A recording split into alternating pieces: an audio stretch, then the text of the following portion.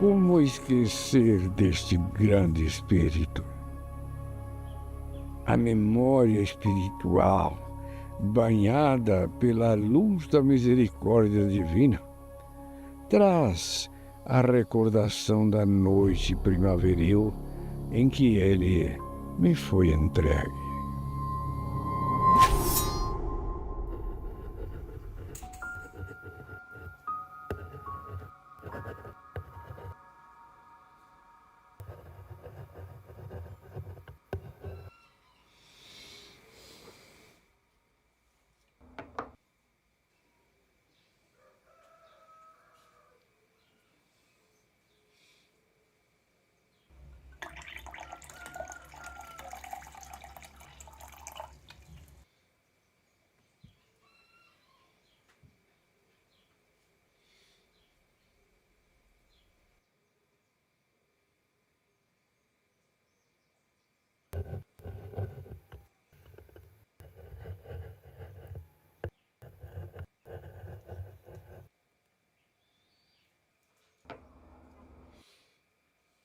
Afluíam todas as entidades conclamadas à organização do progresso futuro. Sentiam no íntimo as generosas florações de reformas suficientes, edificantes, compreendendo a verdadeira solidariedade na comunidade universal.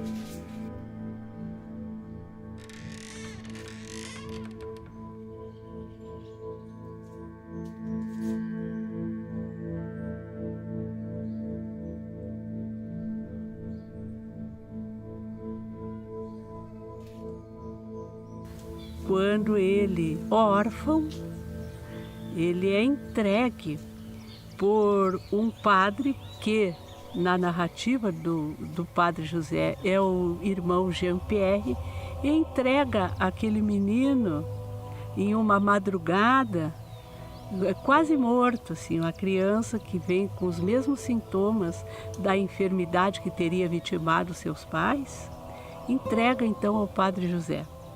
E naquele momento ali, o padre José tem uma visão espiritual muito bela, porque aquela celinha onde os jesuítas dormiam, onde ele estava escrevendo, enfim, fazendo as suas orações, ela se inunda de uma luz transcendental. Cuida do meu filho, que terá a tarefa de mergulhar os corações desta terra na água lustral do Evangelho de Jesus. Ampara-o, ensina-o a despertar os conhecimentos que traz consigo, em meio a este povo simples, a fim de que a comunidade, lastreada no cristianismo primitivo, volte a luzir, agora no coração do mundo, na pátria do Evangelho. Essa comunidade solidária culminará com a extinção do cativeiro e a união das duas raças, os nativos da América e os príncipes da Mãe África. Juntas sensibilizarão o elemento português, que com o seu trabalho e inteligência auxiliará a estabelecer uma civilização de progresso e paz no sul da terra de Santa Cruz, no Brasil.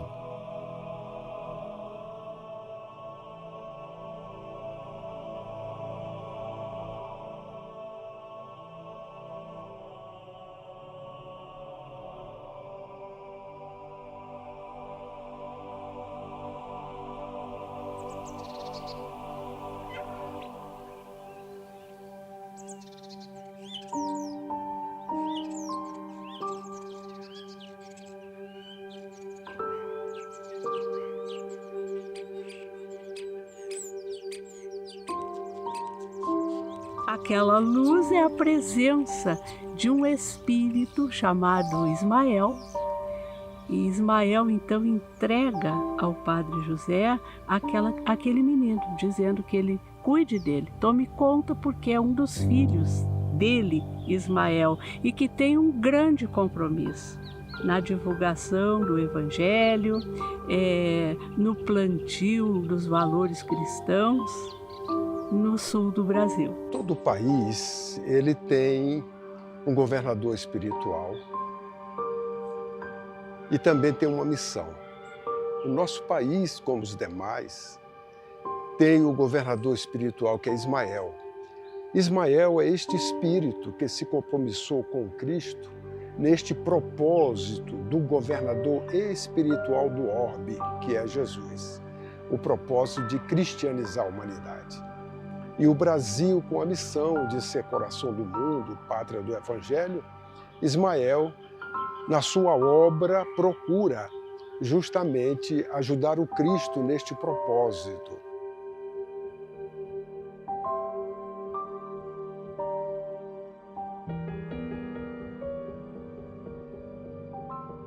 Quando, pela primeira vez, eu fui à região das Missões e tive a oportunidade de fazer uma palestra em São Cepé, eu me recordo que estávamos reunidos na sala preparatória, conversando sobre vários assuntos e tocaram os amigos nas atividades das missões antigas, as lutas espanholas, brasileiras, e não passou disso a conversa muito rápida.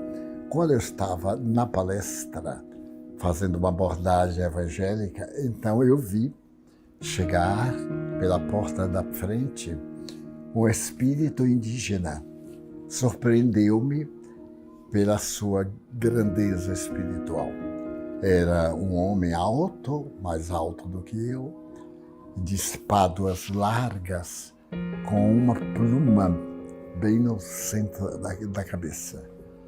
Ele apareceu e os amigos que estavam me esperando na palestra disseram que era Cepé de Araju, que havia sido um espírito nobre que reencarnou naquela região exatamente para poder atender às necessidades das lutas nacionais brasileiras com as hispanas, naqueles dias de dificuldade de confirmar o Brasil, a sua independência, as suas fronteiras, os seus limites. Então, esse é o momento de encontro dessas duas almas e que depois, pela vida afora, né, de Cepé e ainda hoje na espiritualidade, tem uma grande parceria no cuidado com os sofredores, com os enfermos, com aqueles que são excluídos, enfim, até hoje, né, esse vínculo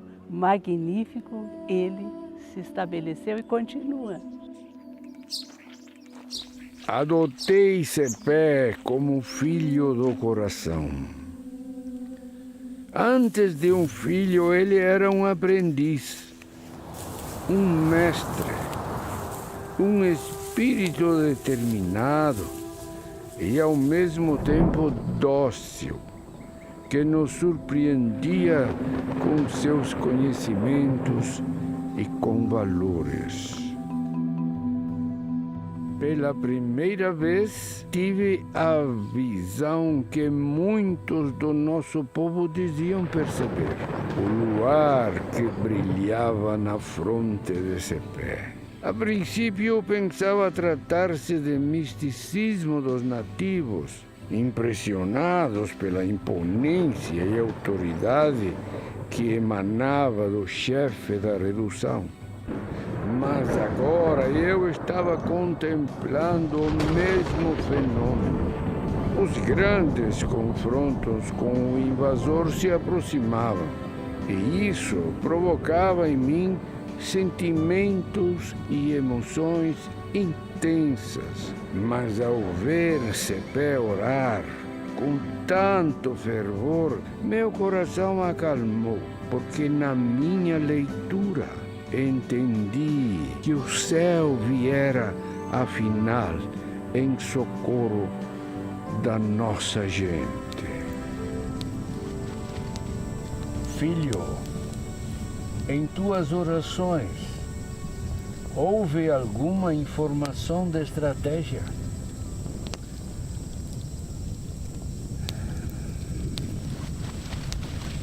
Rumamos ao encontro da estrela da manhã. Mas, filho, estaremos em campo aberto. Não tem elevações, não tem montes. Estaremos desprotegidos. Pai José, esta terra tem dono e amanhã seremos livres.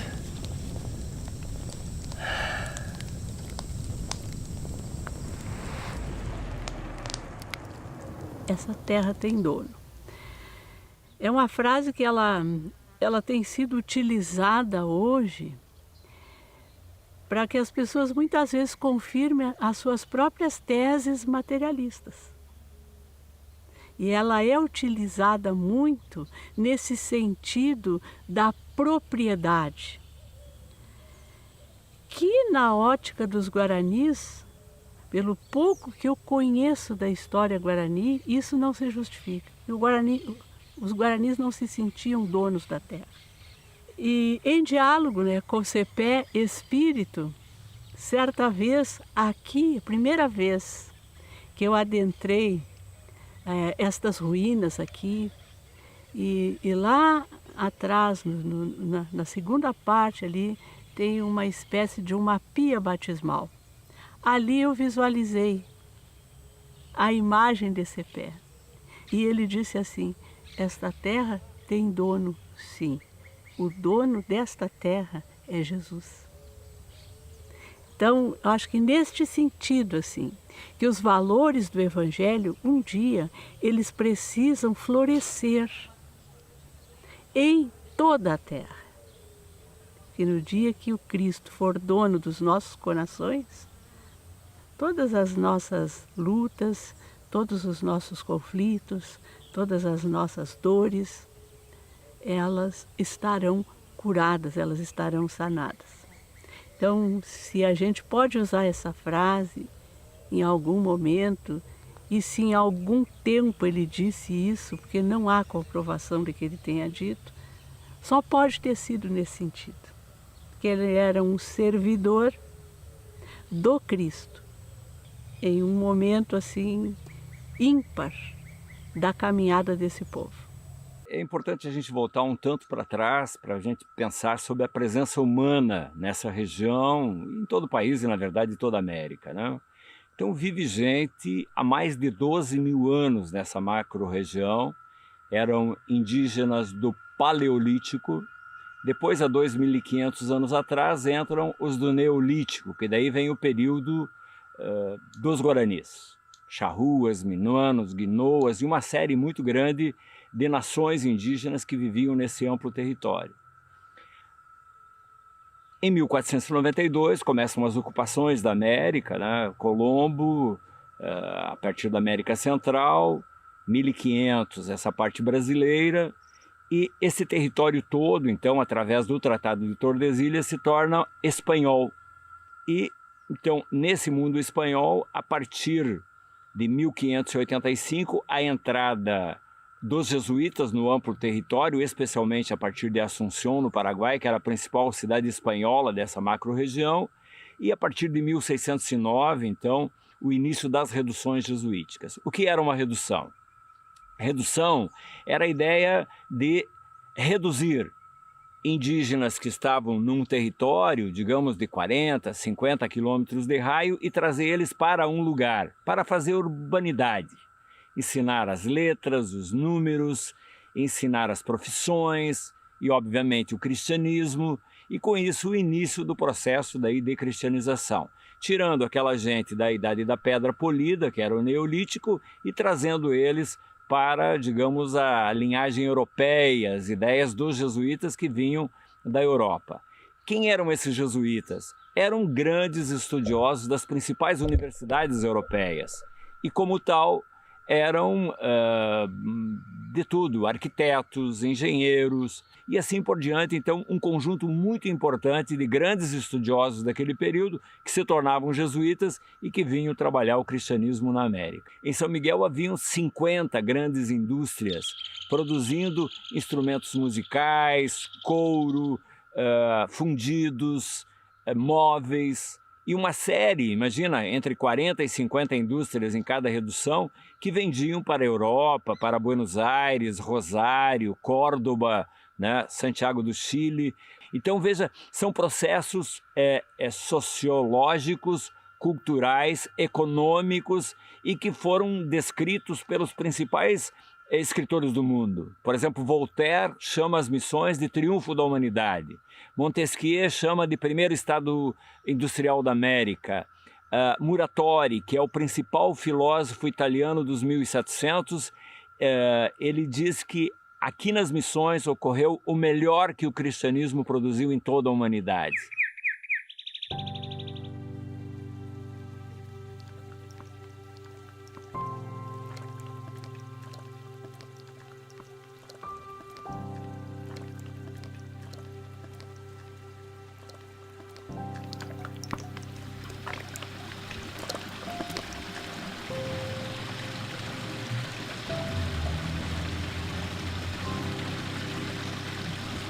Pai José, preparar o arco é um exercício parecido ao preparo da alma para cumprir a sua missão na terra. As resinas são as dores, as lutas que vivificam e fortalecem as fibras do caráter. As cordas do arco divino somos nós.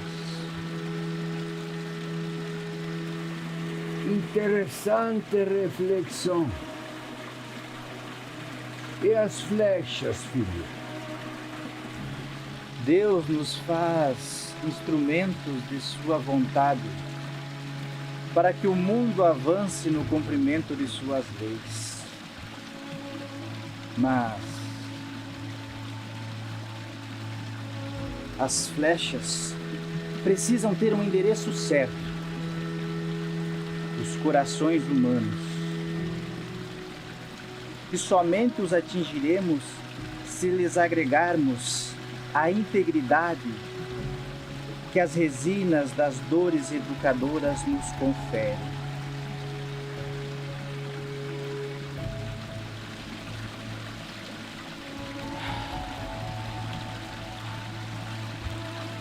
Por isso sofremos todos e somos iguais na dor.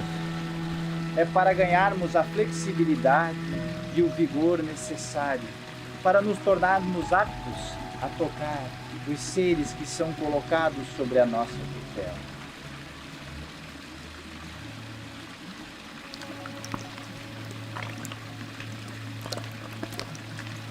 Você percebe, Padre, que cada corda tem um tempo certo de infusão na resina.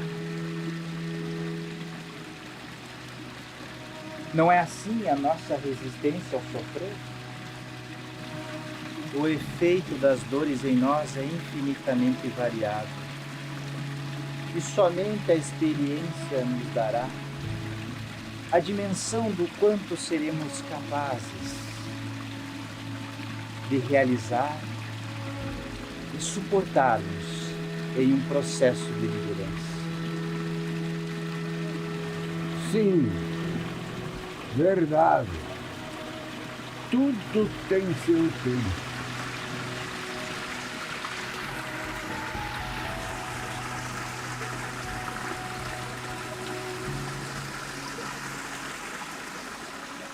Na verdade, essa competência, a liderança é uma competência, né? Ela inclui conhecimentos, habilidades e atitudes. Então, nas competências de liderança, ele tinha muitos valores que o líder deve desenvolver. Então, nós vamos ver que Cepé, ele tinha humildade, né? Ele sabia exatamente do que ele era capaz e aquilo que ainda lhe faltava. E isso é fundamental para uma liderança. Ele era um líder extremamente honesto. Tinha uma bondade ímpar.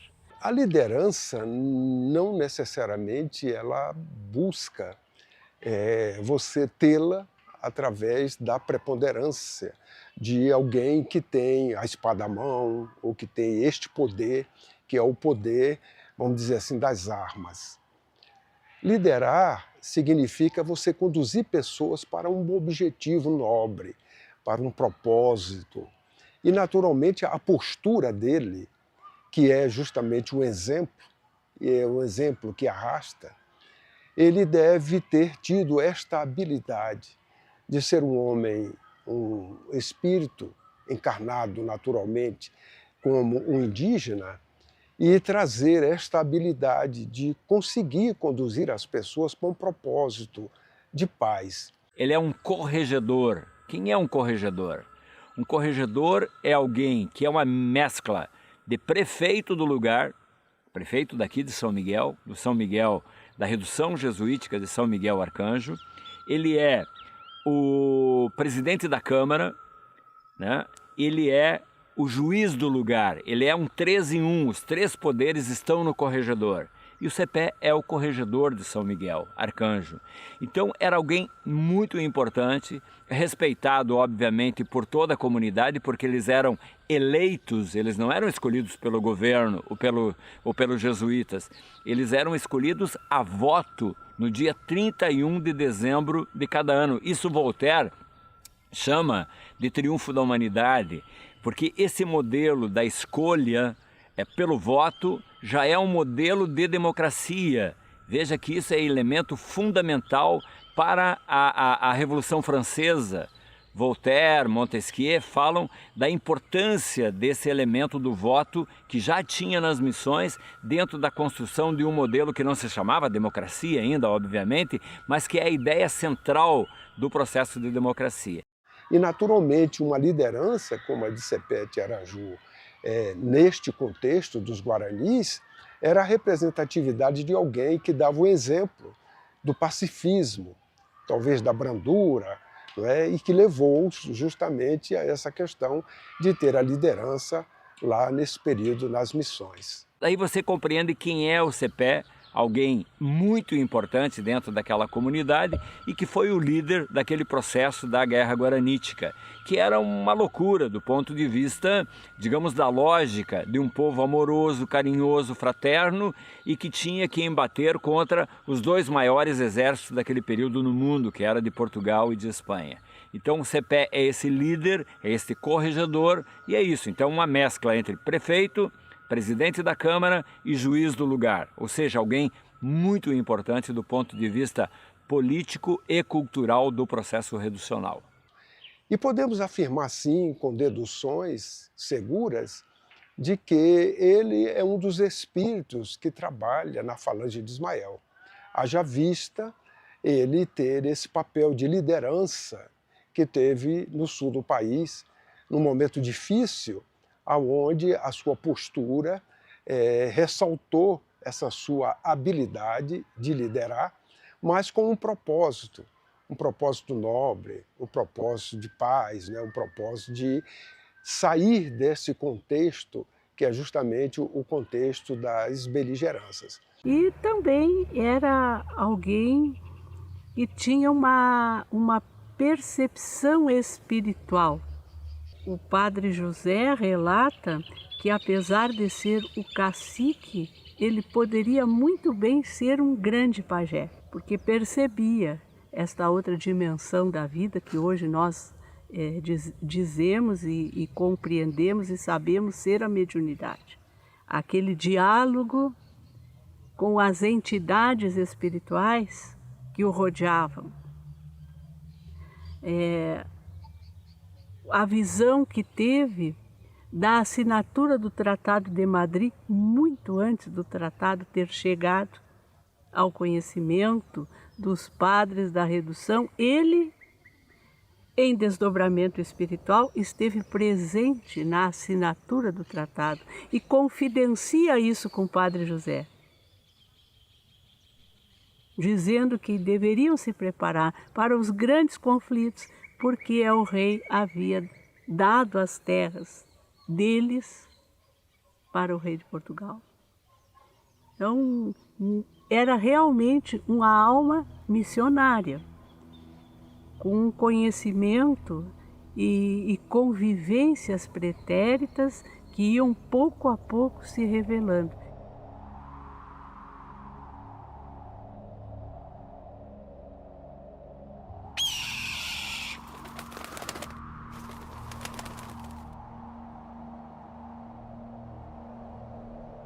Cepé tinha uma forma simples e plena de se integrar com a natureza.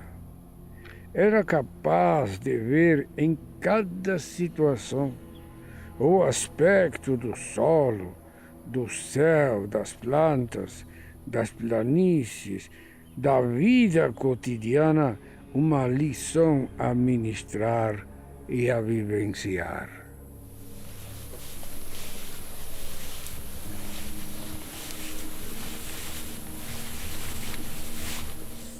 Pai José, ao atravessarmos a planície, é importante andarmos rápido, pois estando na vargem, somos um alvo fácil.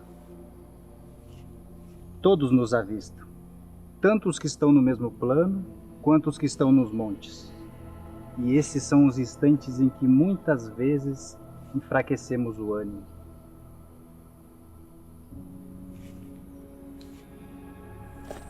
No vale urge, andemos depressa, para que as noites das provações não nos encontrem em campo aberto e os adversários não nos encontrem desprotegidos.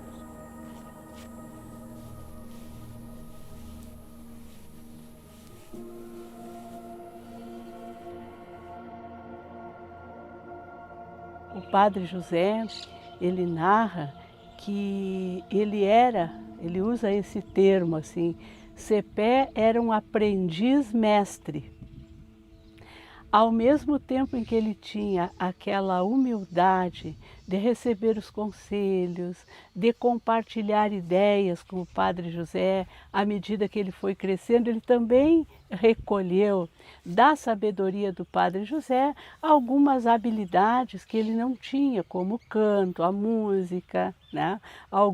Outras línguas que ele passou a falar, orientado pelo padre José. E o padre José recolhia desse espírito que já tinha uma história de reencarnações pretéritas, com muita sabedoria, né? Ele recolhia muitas lições. Então, quando os jesuítas chegam, eles descobrem um povo espiritualizado, descobrem um povo agricultor na base da América. Imagina um povo que já vinha espiritualizado da sua milenaridade e que, obviamente, casa naquele momento, então. E por que os guaranis ficam com os jesuítas? Talvez essa seja uma pergunta importante de ser respondida. Porque a partir especialmente do ataque dos bandeirantes que buscavam os guaranis como escravos, por causa que eram agricultores e serviam para as lavouras de São Paulo e do Rio e São Vicente. Então, eles ficavam por quê? Porque naqueles ataques dos bandeirantes, se você ficasse nas selvas, e obviamente haviam muitos guaranis nas selvas, né? Então eles eram buscados como escravos. E com os guaranis eles tinham salvaguarda, ou seja, tinham a questão da segurança, tinha um processo tecnológico de alimentação que foi criado pelos jesuítas e eram muito bem tratados pelos jesuítas. Isso é uma outra questão importante. Aquilo que os grandes escritores falavam de um mundo de fraternidade, de amor, de caridade e mais, o mundo do cooperativismo. Hoje, grandes escritores do mundo dizem que o cooperativismo no mundo iniciou nas missões. Veja que o que aconteceu.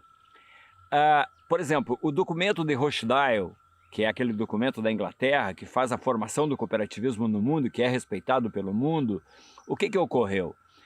Naquele documento, agora descobrimos que está escrito: quando fundaram em 1834, 35, o cooperativismo europeu na Inglaterra. Diz, estamos fazendo no mesmo modelo dos indígenas da América.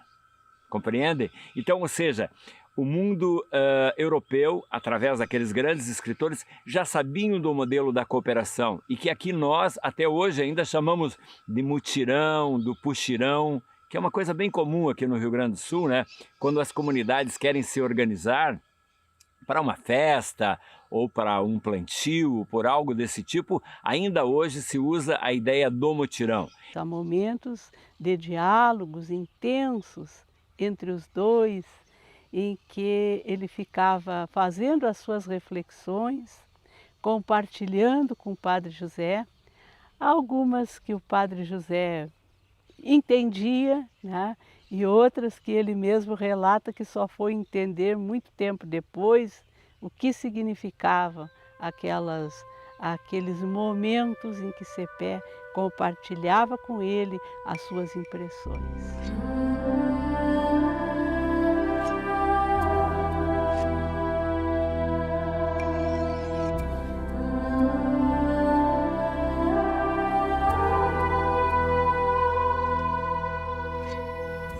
Filho, eu quero te perguntar algo.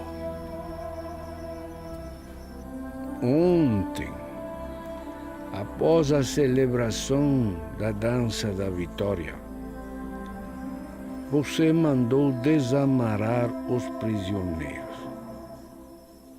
Mandou dar-lhes comida, vestir, curar suas feridas. Você teve piedade para com eles? Por quê? Pai José, é uma ilusão pensar que o extermínio dos nossos adversários seja feita com violência contra eles. Ao contrário, isso nos leva a longos ciclos de lutas, a multiplicação das malquerenças e o eclodir dos ódios. Você tem uma grande responsabilidade.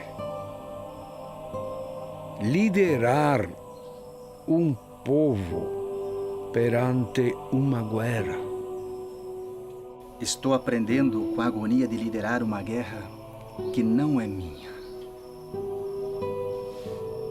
E sei que não haverá vencedores, pois nenhum conflito armado o faz.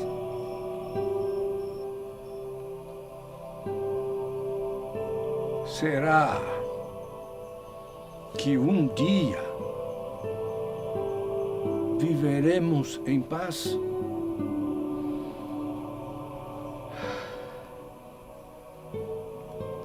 Sim, Pai. O caminho inevitável da paz é o futuro da humanidade. E será quando cada um de nós for essa paz. E nossas lanças apenas instrumentos para indicar o rumo de Deus.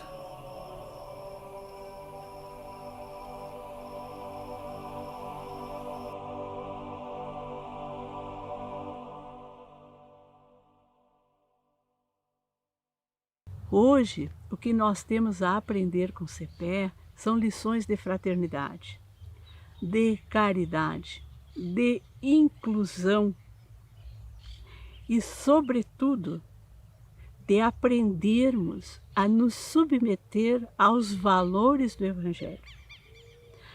Porque viver os valores do Evangelho não é algo fácil. Nós somos discípulos de um homem que foi para a cruz.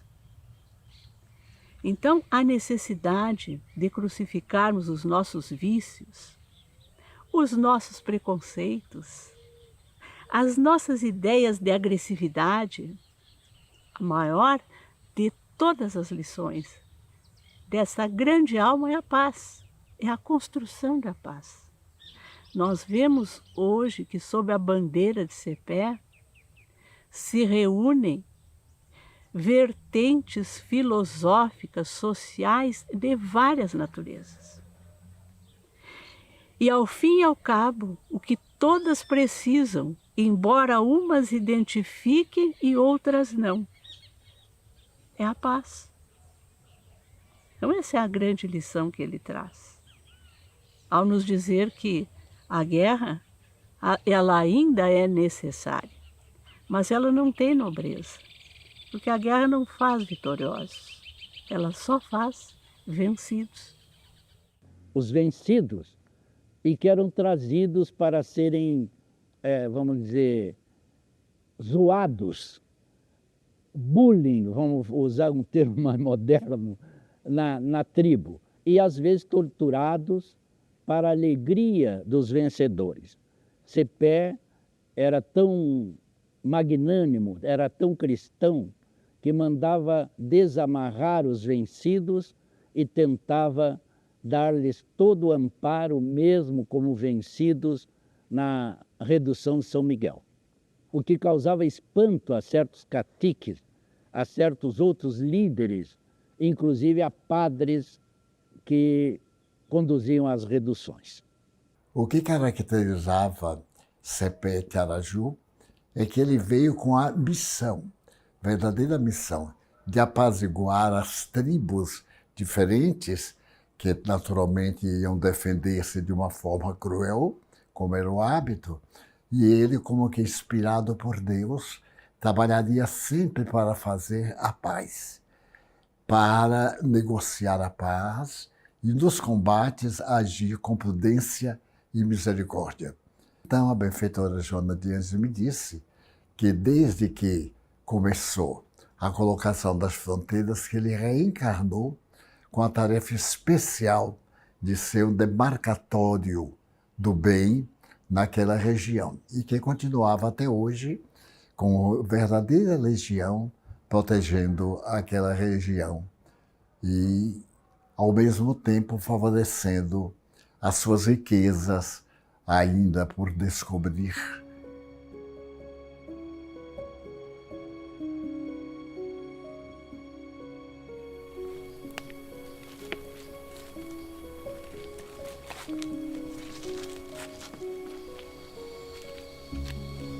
Olha, CEPE, como são lindas estas árvores.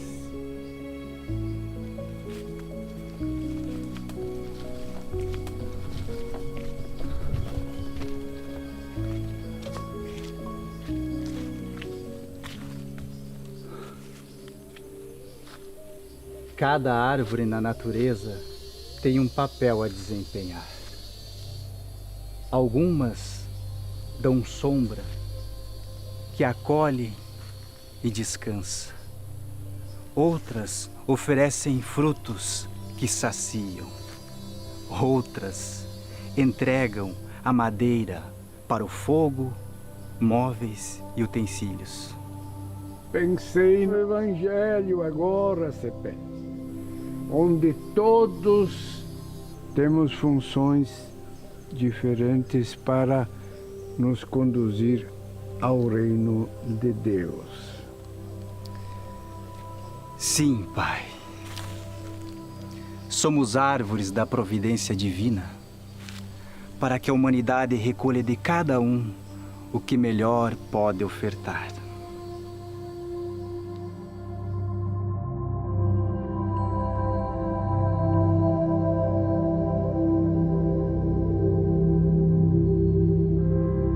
CPE é um dos benfeitores do movimento espírita do Rio Grande do Sul. Ele é um dos espíritos, né, que assiste às nossas atividades. Em razão de ser um espírito nobre, Spinelli, assim que foi criada a federação e ele partiu para o mundo espiritual, tomou conhecimento da presença de Tiaraju como um líder espiritual no além, atendendo aos espíritos das trevas, particularmente, e trabalhando pelo progresso da Federação Espírita do Rio Grande do Sul. Ele já vinha, mesmo no tempo em que Spinelli foi presidente dessa casa nobre da doutrina espírita em nosso país. De forma que ele continua como um dos vanguardeiros para atender aos espíritos mais sofredores, sempre com misericórdia e sempre com paz. É o espírito que é guerreiro de muitas reencarnações, porém, como diz Allan Kardec em O Livro dos Espíritos, a guerra feita com misericórdia, com compaixão. Então ele está sempre presente.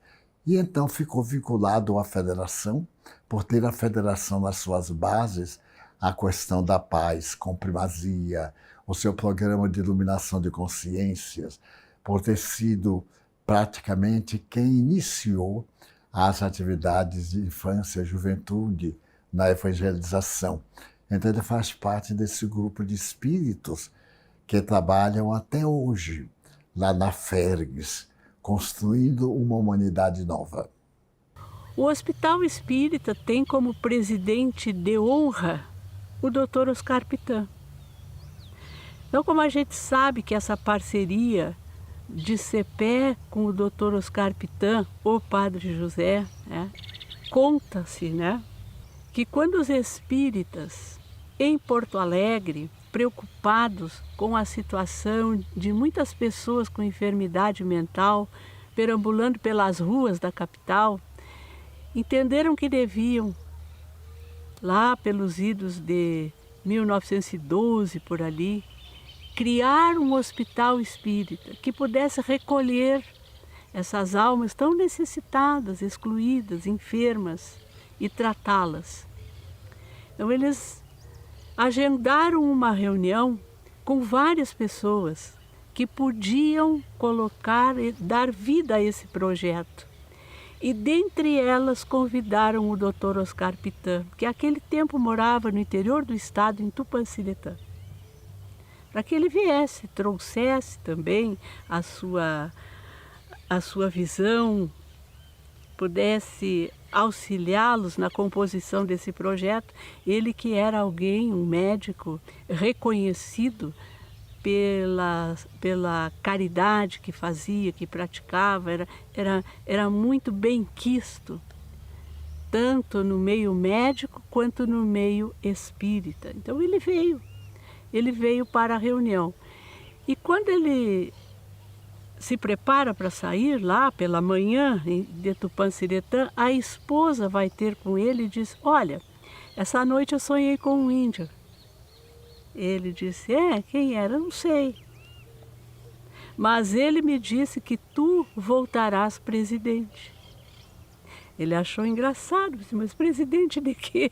Eu não vou para reunião política, eu não vou disputar cargo nenhum. Ela disse: olha, não sei. O que ele me falou era um indígena muito alto, muito forte, bonito. E ele me disse que tu voltarás presidente. Encerrada a reunião em Porto Alegre, eles ali lançaram o que nós chamaríamos da pedra fundamental do projeto, que sairia do papel algum tempo depois, mas deixaram estabelecida uma questão ali. Isso ficou como consenso de todos os que se reuniram. O Dr. Oscar Pitã seria o presidente de honra do hospital. Então, a gente vê que todo esse encaminhamento, desde o início para a fundação do hospital, já trazia o envolvimento de CEPET Araju. O abrigo é, ao mesmo tempo, um centro espírita e uma instituição assistencial de idosos, né? É dupla a finalidade, digamos. Como centro espírita, temos todas as atividades previstas para um centro espírita bem organizado. A atividade 3 vezes por semana, doutrinárias, com passes, com assistência fraterna, com atendimento fraterno também. Os idosos estão permanentemente assistidos, 365 dias por ano, com toda a assistência que é possível, tem tudo o que precisam, tem medicação, tem hospitalização, tem cuidados paliativos, tem todos os cuidados necessários com os trabalhadores que são contratados e os voluntários que trabalham nesta casa. Eu dirijo reuniões mediúnicas nesta casa, portanto, há 54 anos. E a partir daí, iniciaram-se os nossos contatos com o CEPET. Reuniões de estudos e depois mediúnica normal. Depois instituímos os trabalhos desobsessivos da casa e desde o início a figura do nosso CEPET, junto com o Dr. Oscar Pitã e outros espíritos que nós temos a certeza que nos acompanham a casa, são protetores dessa instituição. Nós somos criaturas voltadas muito para a aparência, para o exterior. Nós nos abrimos pouco para acessarmos a essência das coisas e das criaturas. Então, eu tenho muito esta experiência comigo, mas como que um indígena pode ser um espírito benfeitor? E isto é ignorância, porque na obra fundamental da doutrina espírita, que é o Livro dos Espíritos, está claro lá escrito que os espíritos missionários, eles nascem no meio de qualquer povo. Então, nós ainda temos barreiras a vencer, que nós fomos criando ao longo das nossas trajetórias enfermas, infelizes, em que toda a raça, que não fosse a raça branca, a raça ariana, ela era vista com desdém. Isso está inclusive nas imagens dos santos das igrejas. Você entra, por exemplo, no Museu Barroco, daqueles de Ouro Preto, ou qualquer outro museu, você vai ver os demônios com fisionomias que não são as arianas, são outras. Então isso ainda são cristalizações que nós, que já passamos por várias raças. Hoje nós estamos aqui numa personalidade, uma personalidade na raça negra. Eu já passei por tantas outras.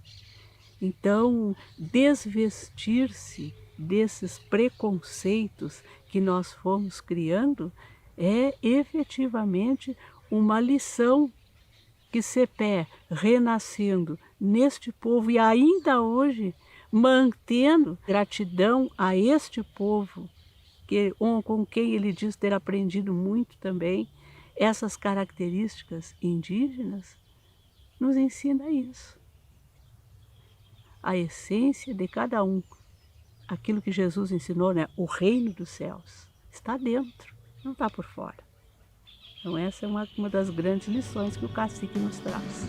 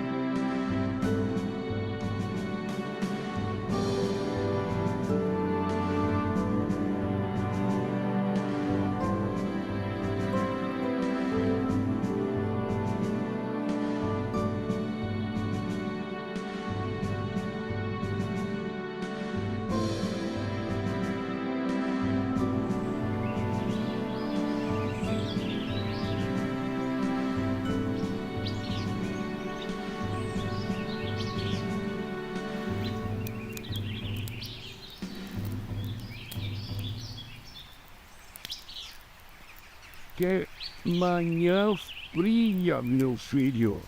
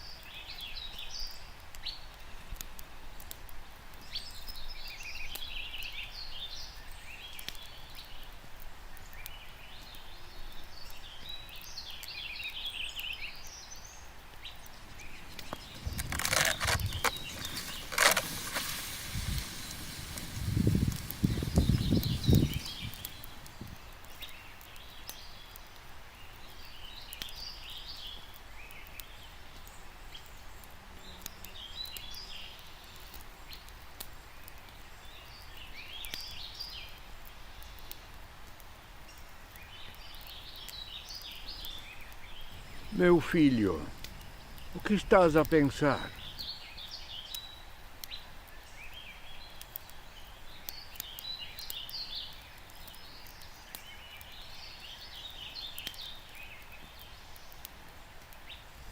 As lições do Evangelho de Jesus são como a luz do sol. Brilham e aquecem nossas almas sem queimá-las, aguardando que todo o gelo da imperfeição humana derreta com o frio. Filho, mas muitas vezes somos somente brasas. Temos transformado a luz da verdade e as lições divinas em brasa. Mas a brasa não resiste por muito tempo ao contato com as geleiras da incompreensão e da intolerância. A brasa, Pai José, é produção dos homens. O sol é criação divina. Pai, um dia o grande sol, que é Deus, brilhará para sempre, derretendo todo o gelo com o seu calor.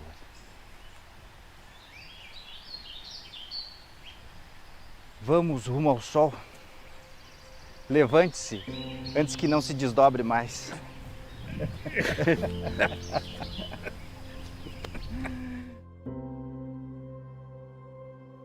Olhando para o futuro da humanidade, a gente percebe que nós temos grandes mártires desta trajetória rumo à paz.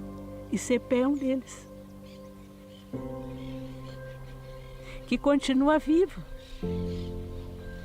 continua com a sua falange de guerreiros da paz, cavalgando pelas nossas planícies, pelos nossos montes, lecionando isso, recolhendo aqueles que caem, aqueles que sofrem, e ensinando com isso uma outra grande lição que nós precisamos aprender: perdão. Temos para nós que o nosso CPE representa, portanto, um degrau evolutivo na nossa forma de pensar. Todos os seres humanos somos espíritos, filhos de Deus, independente de cor, de raça, de grau cultural, de poder ou não. Esta história é uma história de amor, de fraternidade e especialmente de almas, de gente. Então essa espiritualidade que me arrepia, que seja uma espiritualidade para o povo brasileiro também compreender a grandiosidade da herança que em 2024 nós temos e que todos precisam saber, e que eu convido que venham aqui sentir, muito mais do que ver, sentir as energias presentes de um cepé, dos padres enterrados nesse lugar, da história daquelas almas daquele tempo e que estão aqui vivas e que nós, com os nossos parcos olhos, não conseguimos ver e observar, mas conseguimos sentir essas coisas nesse novo século que nós estamos vivendo. Então podemos afirmar sim que Sepete Araju, hoje, já no plano espiritual, continua trabalhando na falange de Ismael para a manutenção deste país como coração do mundo, pátria do Evangelho, acolhendo do mundo inteiro aqueles que imigram para este país nas diversas regiões. Enquanto nós não tivermos grandeza suficiente para nos perdoarmos, nós não chegaremos à paz. E é isso que ele grita. Por isso que esta terra tem dono, sim, é Jesus. O dia que ele tomar posse da terra dos nossos corações, estaremos em paz.